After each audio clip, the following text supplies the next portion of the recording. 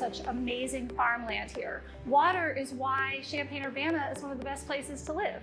Water is life. Water is so sacred. Without it, everything would cease to exist. We need to make sure that we are managing it properly, utilizing it properly, taking it in and not wasting it. When you think of stormwater, you think of getting it out of there as quickly as possible, and it's a really negative connotation.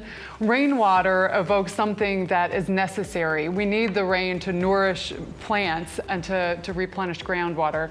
So this is all about how we can take rainwater and keep it on the campus at the University of Illinois. Facilities and Services was able to get a funding support from the Student Sustainability Committee, and the students funded a study about what should we do in order to manage the rainwater that falls on the campus property in a way that retains it, protects it, and reduces the impact of runoff. We modeled the whole storm sewer system, so that was a big undertaking. So we looked at all of the storm sewers, we looked at the topography so that we could tell when it rains where the water is going to come out of the storm sewer inlets, where it was ponding. And then the second thing that we did was we had a series of open houses that we had with facility managers that could help us go to the next step, which is to determine the proposed recommendations for the campus.